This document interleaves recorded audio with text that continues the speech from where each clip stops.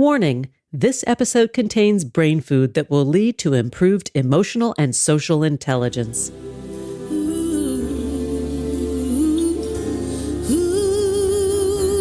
Thanks for tuning in to Harvesting Happiness today for a healthy serving of consciously prepared brain food. This is Lisa Cypers-Kamen, your host. For more than 13 years, I've been handcrafting these sound ideas for better well-being. Each week, I love spotlighting diverse thinkers and doers who are contemporary trendsetters and change agents, devoting their lives to creating a better world in which to live. I invite you to listen up and change the way you think about human happiness. Our award-winning content is fresh, optimistic, and purpose-driven media that promotes well-being from the inside out. Alrighty then, let's dive in. This episode offers psychosocial education designed to inspire and motivate our listeners. The information provided does not constitute a therapeutic relationship nor a substitute for professional mental health care. If you are experiencing a mental health crisis, call 911, go to your nearest emergency room, or for listeners in the United States, text 988 for the National Suicide and Crisis Lifeline. Good morning, good afternoon, and good evening, wherever you are. Thanks for joining me on today's show, where you will learn about the architecture of honesty, fact, fiction, and the technology trap. My guest today is Dr. Stephan Lewandowsky. He is a cognitive scientist at the University of Bristol whose main interest is in the pressure points between the architecture of online information technologies and human cognition, and the consequences for democracy that arise from those pressure points. A recipient of numerous awards and honors, his research examines the consequences of the clash between social media architectures and human cognition. Professor Lewandowsky has published hundreds of scholarly articles, chapters, and books. His research regularly appears in journals such as Nature Human Behavior, Nature Communications, and Psychological Review. And Stephan is one of the members of CIRCE, the Cognitive Immunity Research Center Project, and also the Mental Immunity Project. Stephan, thanks for joining me today. I am so looking forward to this conversation. Well, thanks for having me. It's a pleasure to be here. Well, this is a juicy topic, and many of us, which is why we've all come together to really work so hard on this series, are concerned about the coming years, the elections that are coming up around the world, and the tensions that are causing a rift in our society. Let's talk a little bit about what happens, how technology influences democracy. Well, that's a big question, and there's lots of aspects to the answer. But let me give you just one example, and that example is based on the fact that if you go on Facebook, you will find a community that shares your belief, however absurd it is. Why? Well, because there are 5 billion people or whatever on Facebook. And so even a tiny minority can hook up. Let me illustrate it with an example. 200 years ago, if you had been the proverbial village idiot in Gloucestershire here in the UK, and you thought the earth was flat, well, no one would have listened to you. Everybody would have dismissed you. You would have never found anybody else in your life who shared that belief. And hence, you probably weren't articulating it very loudly. Now, today, you jump on Facebook with the same belief, and all of a sudden, there's a community, and you can get reinforced in your false belief. And you can say, everybody else is wrong because my friends and I all agree that the earth is flat. And the moment you have that sort of community support and the false perception of a consensus, your opinion becomes entrenched, and it becomes very difficult to update, and it becomes very difficult for you to revise your belief. And that is a unique consequence, I would argue, of the architecture of social media. And so what it does is to connect people, which is a wonderful thing. But in so doing, it is also creating communities that are impenetrable and impervious to evidence about the world. And that, I think, is a consequence we haven't quite come to terms with. I think this is interesting because it defines or describes a little bit the sort of proverbial they. They say, who is the they? Who is the they that is after us, or the they that is saying it? this, it's in that bubble. Precisely. And that, of course, is the bigger issue. Are there filter bubbles on social media? And I think undoubtedly the answer is yes. There are segregated communities. In part, the segregation arises from algorithms that are feeding us our information, but in part it also arises from people's choice. We like being with people who are like us. It's great to be confirmed in your opinion. It's slightly less comfortable to be confronted with people who hold different opinions. So it's a very natural sort of selection process that we aggregate into these different communities. And talk a little bit more deeply about how it undermines the democratic process, because from what I hear you say, it splinters us off into all of these little fringe groups where we lose track, or our eyes are no longer on the collective prize of a free society. Exactly. And well, that's precisely the problem. Democracy to function relies on a common knowledge base. We have to, as citizens, we have to agree on certain things before we can even disagree. Right. I mean, we may disagree about the policies regarding, unemployment or health insurance or whatever, but we can only have that disagreement if we at least acknowledge there is such thing as employment and there is such thing as health insurance.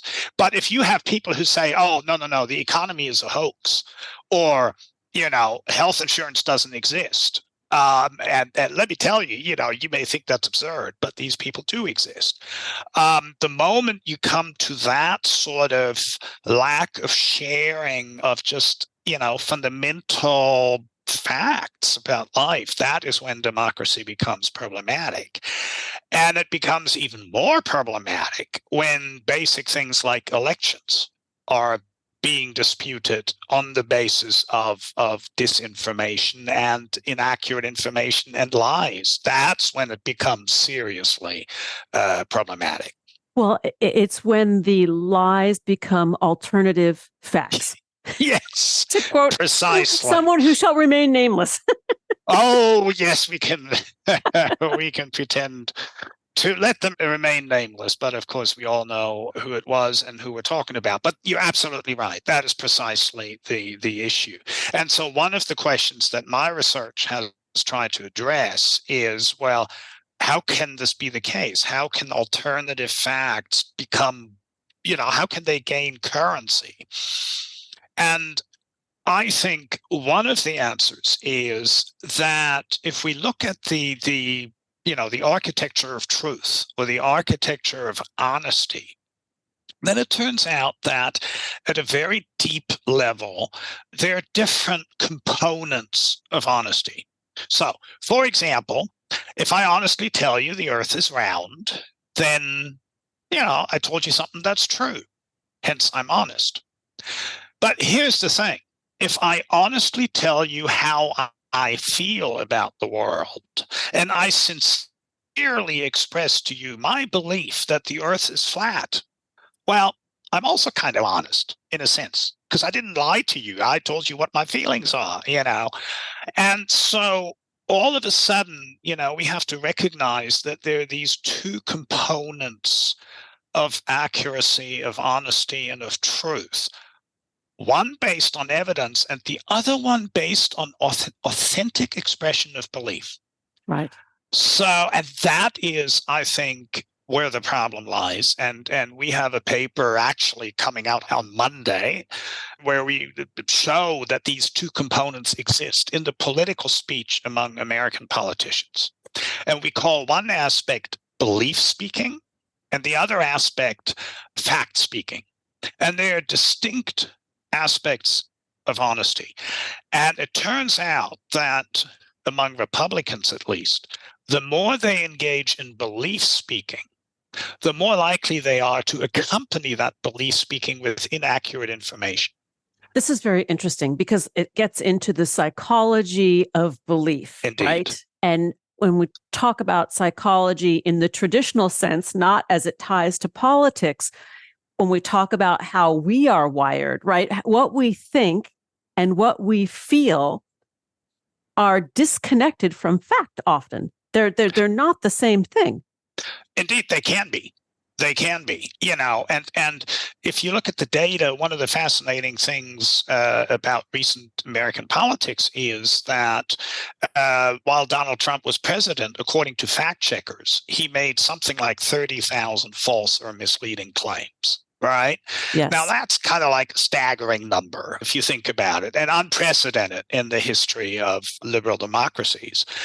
By the same token, at the same time, 3/4 of Republicans considered him to be honest.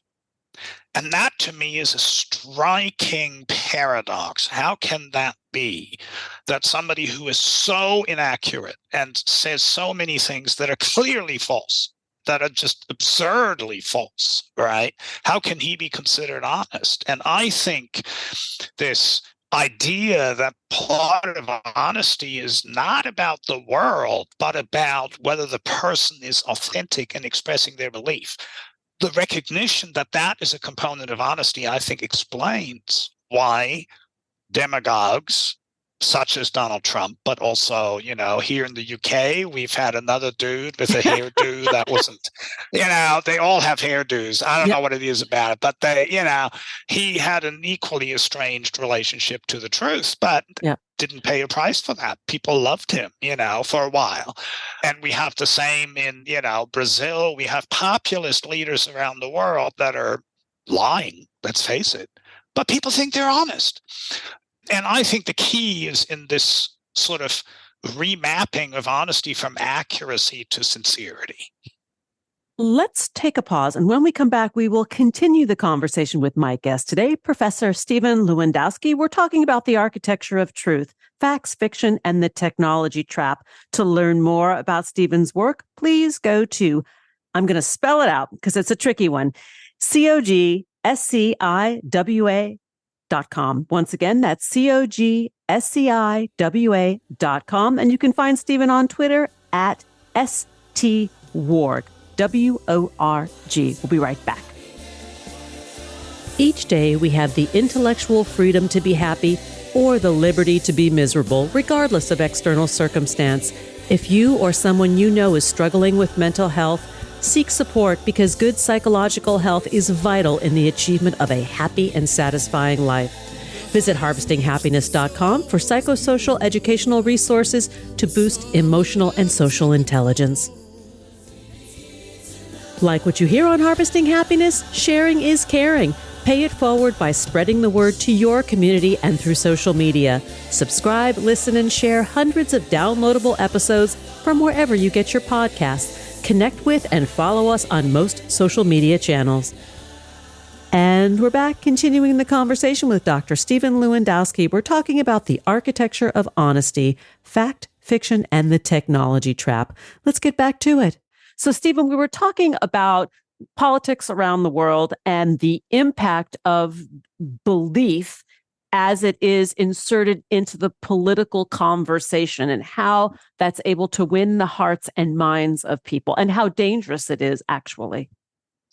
Well, first of all, I have to say that, belief is indispensable in politics. And, we all engage in belief speaking when we talk about politics. You have your own opinions or beliefs about what might be the best medical care or the best legislation to support social media for democracy or whatever. There is a lot of belief in politics, and so it should be. So the problem isn't the expression of belief per se. The problem arises when expressing a belief takes precedence over the evidence showing it to be false. That is, I think, the problem. So if I express the belief that the earth is flat, maybe that's a silly thing to do, but nonetheless, I can do that. There are plenty of them out there. Well, yeah, a certain number, indeed. But the problem really arises if I'm then being confronted with the evidence that without any doubt establishes the earth to be round, and I persist in my belief and I take my belief ahead of the evidence. That is when you run into a problem in politics. That, I think, is when democracy is crumbling. Because if you claim to pick a not so hypothetical example, oh, the election was stolen from me, even though there's zero evidence for that. And on the contrary, tons of evidence against that proposition. If you then continue to make that claim, that is when things become problematic. Well, I think also the issue becomes the media, right? The layer between fact and fiction, and how the media constructs or reconstructs the truth because it's serving its purpose, which is to sell advertising. Well, yes, and we had some recent very interesting examples of various different ways in which the media do that. I'm now thinking of Fox News that, a few months ago paid out a $750 million and to settle a lawsuit against it by a voting machine manufacturer. And the reason they did it is because during discovery, it became apparent that they internally knew full well that there was nothing to this nonsense about the election being stolen. But to make money, they pretended that there was evidence, and they were building up and supporting this conspiracy theory. Ultimately led to a violent insurrection on January 6th. So this is not trivial stuff. This is really important. And in this particular instance, we have one media organization that just simply lied about it to make money. And, that's pretty concerning. But it doesn't even have to be that extreme. There are other ways in which the media can create a problem. And that is if they insist on balance and symmetry when there is none. Now, Journalism 101 teaches people you got to present both sides of the story and the readers make up their mind. Great. That's fine if there are two competing opinions that are equally supported by evidence, which can happen very easily. But that breaks down and becomes very damaging when there's a clear asymmetry where one side has all the evidence and the other side is, for political reasons, trying to deny that. I'm now thinking, for example, of climate change, where the scientific position is utterly clear and unambiguous and undisputed, and that is that there is climate change and it's driven by human carbon emissions, and the other side is just paid propaganda for the most part, but nothing else.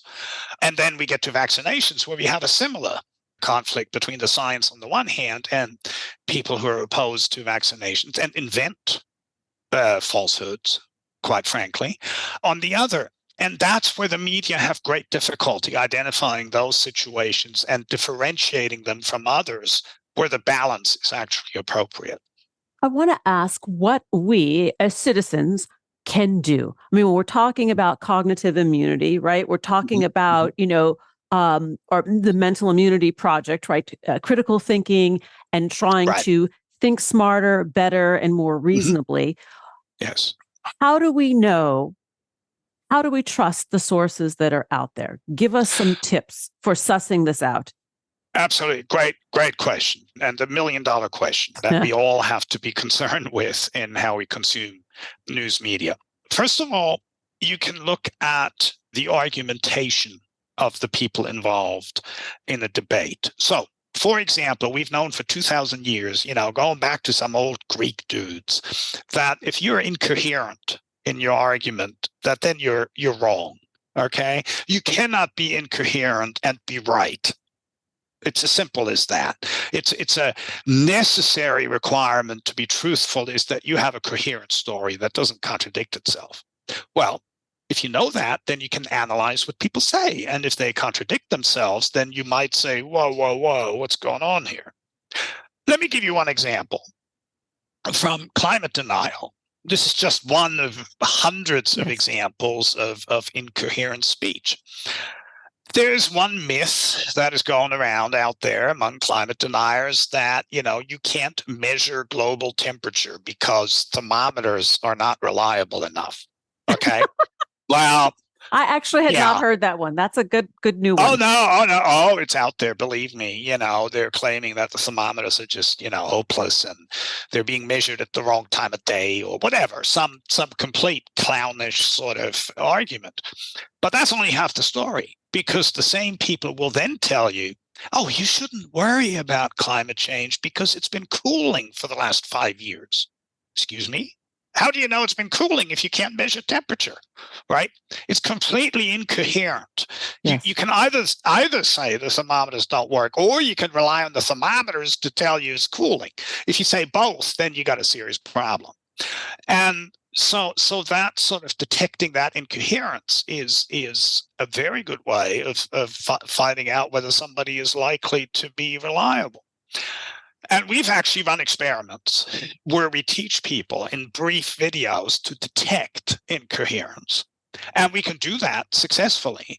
And once they've learned to pick out incoherence, people can apply that skill and detect incoherence, which is the first step towards being resilient against being misinformed. I like what you said about coherence. I also like what you said about the willingness to debate. And in the US, you have political candidates who are saying, Trump, for example, I don't need to debate because the people already know who I am.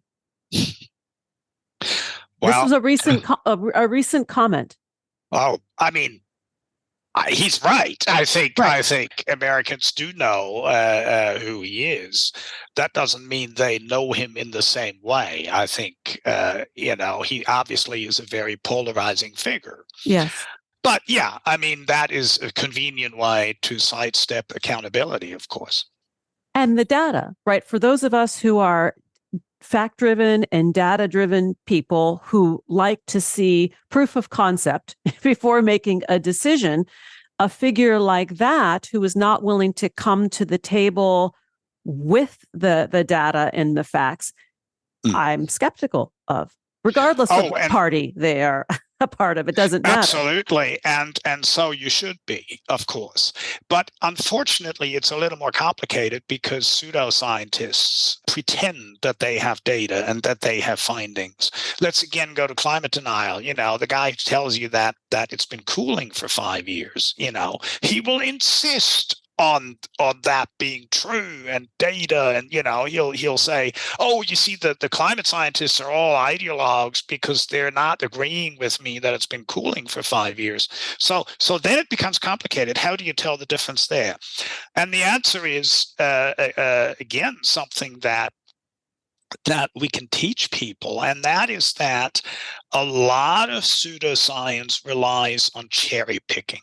That is, they don't look at all the data. They only pick the data that support what they want to say. So in the case of the guy telling you the world is cooling, well, actually, if you have a look at the data they show you, very often it's just data from the United States. Well, that's nice, except that's not global. So it tells you nothing about global warming. Or they only talk about 3 years, a ridiculously short time span, because climate change, climate is anything beyond 15 to 30 years. Anything less than that is weather. So, interesting. You need to know these things, and then you can analyze how well people are actually supporting their argument with data. We're nearly out of time, and I would love to close out this episode before we invite our listeners to come on over and hear our continued conversation in Substack. If you were to give 1 or 2 take-home exercises for people to put into practice in the coming years, what would they be? Right. Well, the first thing is to look at people's argumentation and see if it makes sense, to spend the time to do that. Number 1. Number 2, if you're confronted with a website and you don't know whether you should trust it because you've never seen it before, don't waste your time staring at that website, because whatever it tells you is going to be something they want to sell you. Don't look at the website. Go to Google and type in a search query asking, what is this website? And see what else pops up. This is a process known as lateral reading. because you're going sideways, not deep into the website. And you can find out within seconds whether the website you're looking at is a front for whatever, the fossil fuel industry or some political organizations or whatever. And then you can make a judgment about whether or not you want to trust it. This is sound advice to go in laterally. One that I use, because some of these websites, they look credible. You know, they have all the bells and whistles of, oh, this is an official organization, and it really is a front for something else or some ideology that is, cuckoo for Cocoa Puffs. But that's indeed. And there's a lot of that. Professor Lewandowsky, thanks for joining me today. I want to give our listeners your website. Again, I'm going to spell it out because it's a bit different. It is COGSCIWA.com to connect with Professor Stephan Lewandowsky. Please do so at COGSCIWA.com. You can find him on Twitter at STWORG, and that's STWORG. Or actually, it's STW.org. Now I get it. I was a little slow. Exactly. And my website is actually CogSci for cognitive science. And then WA, which is Western Australia, where I used to live. So even the website makes a little sense. Sorry for me being slow. I'm a little, hey, and that's proof of the concept here, right? Like we think we're doing the right thing and we might not be doing the right thing. So it's perfectly fine to spell it. I'm happy either way. So just pointing it out. CogSci. There you go. Now you've got it. All right. Thanks for joining us on Harvesting Happiness today. This is Lisa Cypers-Kamen and my guest, Dr. Stephan Lewandowsky, wishing you kind thoughts, kinder words, and the kindest of actions. Until next time, remember, happiness is an inside job. Happiness is your inside job. Please go out and rock your day and remember to be kind to one another. Want to take a deeper dive into sound ideas for better well-being? Check out our new bonus edition content, More Mental Fitness by Harvesting Happiness, available exclusively on Medium and Substack. Keep harvesting your own happiness anytime, anywhere from the comfort of wherever you are. Subscribe, listen, and share hundreds of downloadable episodes from wherever you get your podcasts. Connect with and follow us on most social media channels. To learn more about lifestyle management and mental fitness consulting services, please visit harvestinghappiness.com. Harvesting Happiness and More Mental Fitness are produced by me, Lisa Cypers-Kamen, Andrea Mengele, Robin Boyd, Andrea Daly, and the awesome team at Podfly Productions, including Eric Begay, Kimberly Beck, and Alec Guess, in collaboration with TogiNet Radio, KBUU, RadioMalibu.net, and is available on PRX, the Public Radio Exchange.